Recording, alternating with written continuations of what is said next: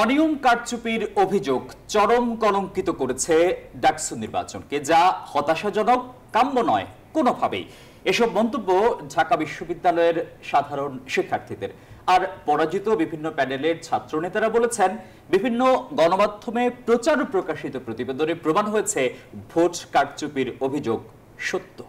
যদিও জয়ীদের দাবি এসব কেবলই নতুন বিতর্ক সৃষ্টির অপচেষ্টা। বৃহস্পতিবার নিউজ 24 টেলিভিশনের নীলক্ষেতে ডাকসুর ব্যালট পেপার ছাপা নিয়ে অনুসন্ধানী প্রতিবেদন প্রচারের পর তদন্ত শুরু করেছে কর্তৃপক্ষ। আল মুহাইমিনুল খানের রিপোর্ট। নীলক্ষেত গাউসুল আজম মার্কেটে এই ব্যালট ছাপানোর সুযোগ নাই, না, কারণ ওই মেশিনটা ওখানে থাকবে না। হ্যাঁ, আমি ছাপাইছি, মাল তো আমার না, আমি হলো ছাপার টাকা পাইছি। ডাকসু নির্বাচন ঘিরে নানা অনিয়ম, অসঙ্গতি আর অভিযোগ পাল্টা অভিযোগের আগুনে ঘি ঢালে নিউজ 24-এর অনুসন্ধানী প্রতিবেদন, যেখানে তথ্য উপাত্ত আর সংশ্লিষ্টদের জবানিতে উঠে এসেছে নীলক্ষেতেই ছাপা হয়েছিল ডাকসু নির্বাচনের অনেক ব্যালট পেপার। যে কারণে বৃহস্পতিবার ডাকসুর ব্যালট সংক্রান্ত প্রতিবেদনটি ছিল টক অব দ্য কান্ট্রি। ছুটির দিন শুক্রবারেও ক্যাম্পাস জুড়ে তুমুল আলোচনা সমালোচনা ছিল শিক্ষার্থীদের মাঝে। ব্যালট নিয়ে অনিয়মের ঘটনাকে ভীষণ হতাশাজনক বলে মন্তব্য করেন সাধারণ শিক্ষার্থীরা।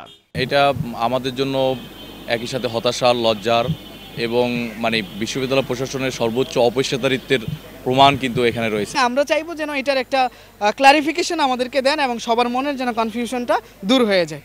কেবল সাধারণ শিক্ষার্থীরাই নয়, তীব্র প্রতিক্রিয়া দেখিয়েছেন ভোটে অংশ নেওয়া প্রার্থীরা।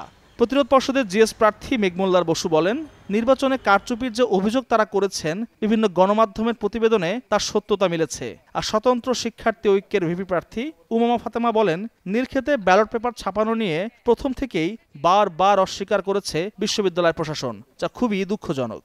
প্রশাসন যে কোনো প্রকার খতিয়ে দেখা ছাড়াই কিন্তু তারা এই পুরো অভিযোগটিকে অস্বীকার করেছিল।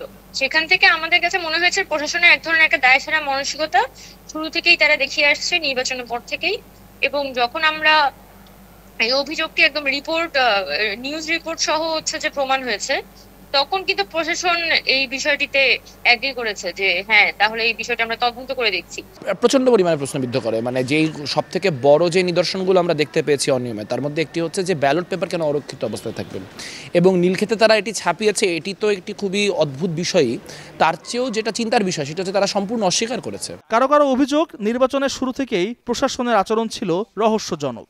সেই অস্বচ্ছতাগুলোকে যদি পরিষ্কার না করা হয়, জবাবদিহিতা বিশ্ববিদ্যালয় প্রশাসন না করেন, তাহলে বিশ্ববিদ্যালয় প্রশাসনের প্রতি বা এই ডাকসুর প্রতি শিক্ষার্থীদের আস্থাহীনতা তৈরি হবে এবং নেতৃবৃন্দ যারা নির্বাচিত হয়েছেন তাদের প্রতিও কিন্তু আস্থার জায়গায় একটা চির ধরবে, যেটা আমি মনে করি যে যারা নির্বাচিত হয়েছেন তাদের জন্যই আরও বেশি ক্ষতির কারণ। আমি তাদের উদ্দেশ্যে প্রশ্ন রাখতে চাই যে ওনারা কি আসলে চান যে এরকম আস্থার জায়গায় একটা চির থাকুক? কিছু যদি না করে তাহলে তারা কনফিডেন্টলি এই মিথ্যাগুলো কেন করতেছে? এবং সেই সাথে প্রশাসনের দিক থেকে যে বিষয়গুলো আমরা চেয়েছিলাম যে তারা এই বিষয়গুলো উপস্থাপন করুক, সেই বিষয়গুলো তারা এখন পর্যন্ত উপস্থাপন করেনি। তো তার কি মনে হচ্ছে যে আলটিমেটলি আমরা যে চুরির এবং ইলেকশন যে ইঞ্জিনিয়ারিংয়ের যে কথা বলতেছি, সেটা আসলেই কিছু না কিছু হয়েছে এখানে। আগেই ভোট কারচুপি আর অনিয়মের 11টি অভিযোগ লিখিতভাবে জানিয়েছে ছাত্রদল সমর্থিত প্যানেল। দাবি, গণমাধ্যমের প্রতিবেদনে সত্য উন্মোচিত হয়েছে। জাতীয় নির্বাচনের পূর্বে এটা হচ্ছে গণতান্ত্রিক বাংলাদেশের উত্তরণের পথে প্রথম ধাপ। সেই প্রথম ধাপ কিন্তু প্রশ্নবিদ্ধ হয়ে গেল। সেখানে ব্যালট পেপার ছাপানো হলো ওই নীলক্ষেত গাউসুল আজম থেকে, যেটা অত্যন্ত কষ্টকর। প্রত্যেক নির্বাচনেরই এটি কিন্তু একটি সহজাত প্রক্রিয়া, একটি নিয়ম যে কেন ব্যালট বাতিল হলো এটা প্রকাশ করা, কতটি ব্যালট ব্যবহৃত হলো, কতটি ব্যালট সরবরাহ করা হয়েছিল, কোনো কিছুই প্রকাশ করেনি। এই জন্য আমাদের মনে হয়েছে যে এখানে একটি সিস্টেমেটিক ইঞ্জিনিয়ারিং এই নির্বাচন হয়েছে। নিউজ 24-এর যে অনুসন্ধানী অভিযান রয়েছে, সেই অভিযানে কিন্তু স্পষ্টভাবে সব কিছু দিবালোকের মতো সত্য প্রকাশিত হয়েছে যে আসলে ওইখানে অরক্ষিতভাবে ব্যালট পেপার যে ছাপানো হয়েছে এবং পরবর্তীতে ব্যালট পেপার যে কাটিংয়ের যে হিসাব, 8000 ব্যালট পেপারে গলমিলের যে হিসাব রয়েছে, সেখান থেকে আসলেই সংখ্যা প্রকাশ করে আমাদের ব্যাপকভাবে আমরা সংখ্যা প্রকাশ করছি যে আসলে ওই 8000 ব্যালট পেপার কোথায় গেল, 8000 ব্যালট পেপার কি অন্য কোনো সংগঠনকে সুবিধা দেওয়ার জন্য কি আসলে ব্যবহার করা হলো কিনা। তবে বিজয়ী নেতারা বলছেন, শিক্ষার্থীদের ভোট না পেয়ে কৃত্রিম বিতর্ক সৃষ্টির চেষ্টা করছে পরাজিত শক্তি।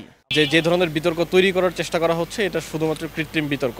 একই সাথে যেই প্রমাণগুলো সামনে আসছে বা যেই বিতর্কগুলো সামনে এসেছে ইতিমধ্যে আমরা দেখেছি, এর বিষয়ে আমাদের কথা হচ্ছে যে নির্বাচন পরিচালনা করার দায়িত্ব ছিল বিশ্ববিদ্যালয় প্রশাসন এবং নির্বাচন কমিশনের। নির্বাচন কমিশনের কাছে যদি কোনো অভিযোগ থাকে, সেই অভিযোগের অবশ্যই তদন্ত করে সুষ্ঠুভাবে সেটার যে জবাব, সেই জবাব দেওয়ার জন্য বিশ্ববিদ্যালয় প্রশাসনের প্রতি আমরা অনুরোধ করব।